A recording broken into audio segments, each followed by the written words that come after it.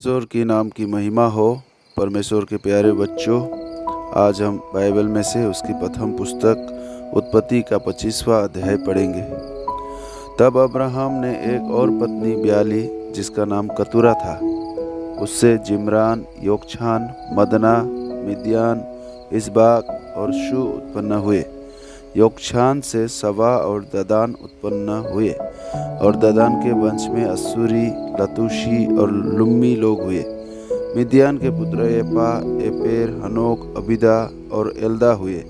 ये सब कतूरा की संतान हुए। इसहाक को तो अब्राहम ने अपना सब कुछ दिया, पर अपनी रखेलियों के पुत्रों को कुछ कुछ देकर अपने जीते जी अपने पुत्र इसहाक के पास से पूरब देश में भेज दिया।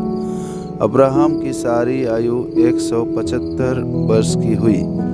अब्राहम का दीर्घायु होने के कारण अर्थात पूरे बुढ़ापे की अवस्था में प्राण छूट गया और वह अपने लोगों में जा मिला। उसके पुत्र इसहाक और इस्माइल ने हित्ती सोहर के पुत्र एप्रोन की मम्रे के सम्मुख वाली भूमि में जो मकपेला की गुफा थी उसको मिट्टी दी। अर्थात जो भूमि अब्राहम ने हित्तियों से मोल ली थी उसी में अब्राहम और उसकी पत्नी सारा दोनों को मिट्टी दी गई। अब्राहम के मरने के पश्चात परमेश्वर ने उसके पुत्र इसहाक को, जो लहैरोई नामक कुएं के पास रहता था, आशीष दी। अब्राहम का पुत्र इस्माइल, जो सारा की मिस्री दासी हाजिरा से उत्पन्न हुआ था, उसकी यह वंशावली है। इस्माइल के पुत्रों के नाम और वंशावली यह है, अर्थात इस्माइल का जेठा पुत्र नबायोत, फिर केदार, अदबेल, मिबसाम, मिस्मा, दुमा, मस्सा, हदर, तेमा, यतूर, नापीस और केदमा। इस्माइल के पुत्र यही हुए और इन्हीं के नामों के अनुसार इनके गांवों और छावनियों के नाम भी पड़े। और ये ही 12 अपने अपने कुल के प्रधान हुए। इस्माइल की सारी आयु 137 वर्ष की हुई। तब उसके प्राण छूट गए और वह अपने लोगों में जा मिला। उसके वंश हबीला से सूर तक, जो मिस्र के सम्मुख अस्सुर के मार्ग में है, बस गए और उनका भाग उनके सब भाई बंधुओं के सम्मुख पड़ा। अब्राहम के पुत्र इसहाक की वंशावली यह है। अब्राहम से इसहाक उत्पन्न हुआ और इसहाक ने 40 वर्ष का होकर रिबका से, जो पद्दनराम के वासी अरामी बतूएल की बेटी और अरामी लाबान की बहन थी, विवाह कर लिया। इसहाक की पत्नी बांझ थी, इसलिए उसने उसके निमित्त यहोवा से विनती की और यहोवा ने उसकी विनती सुनी। इस प्रकार उसकी पत्नी रिबका गर्भवती हुई।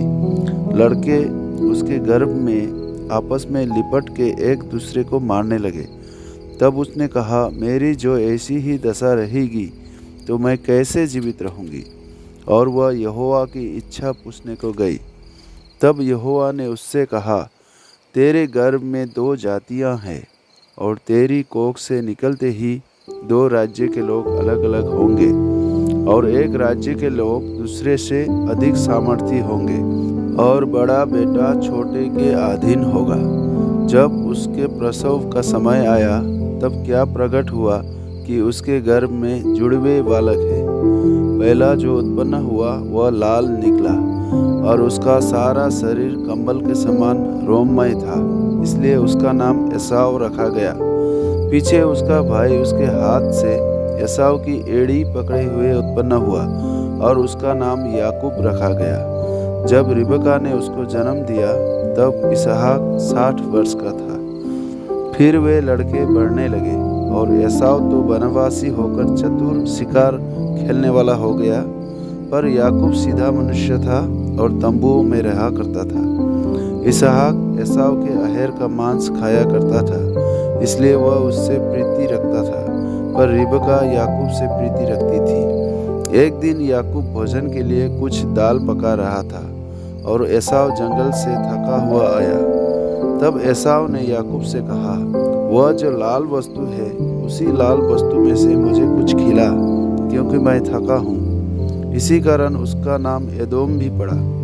याकूब ने कहा, अपने पहिलौठे का अधिकार आज मेरे हाथ बेच दे। एसाव ने कहा, देख, मैं तो अभी मरने पर हूँ, इसलिए पहलौठे के अधिकार से मेरा क्या लाभ होगा। याकूब ने कहा, मुझसे अभी शपथ खा। अतः उसने उससे शपथ खाई और अपना पहलौठे का अधिकार याकूब के हाथ बेच डाला। इस पर याकूब ने एसाव को रोटी और पकाई हुई मसूर की दाल दी और उसने खाया पिया और उठकर चला गया। यूं एसाव ने अपने पहलौठे का अधिकार तुच्छ जाना। Praise the Lord.